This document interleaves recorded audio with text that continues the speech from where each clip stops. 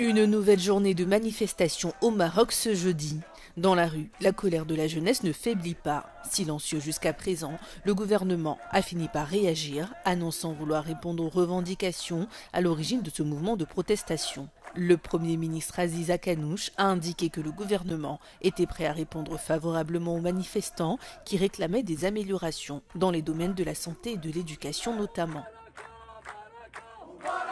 Les politiciens demandent sans cesse au peuple de se contrôler, d'être patient, de faire des sacrifices, d'agir comme de bons citoyens et d'aimer leur pays, mais eux-mêmes ne font rien de tout cela.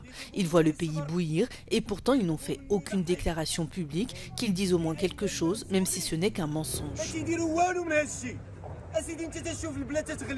Mercredi, les forces de sécurité ont ouvert le feu sur des manifestants, tuant 3 personnes à Leklia, une ville située à proximité d'Agadir.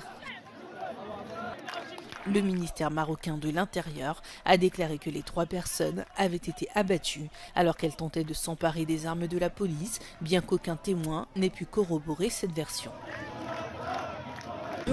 Aujourd'hui, nous sommes ici pour dire que les autorités et le gouvernement doivent traiter cette question de façon responsable et sérieuse. Nous n'avons plus de temps à perdre à laisser les services publics s'affaiblir ou à donner la priorité au secteur privé sur l'intérêt général. Le gouvernement a déclaré que 354 personnes, pour la plupart des agents des forces de l'ordre, avaient été blessées.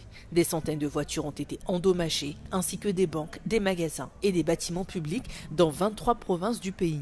À l'échelle nationale, environ 70% des manifestants étaient des mineurs selon les estimations du ministère.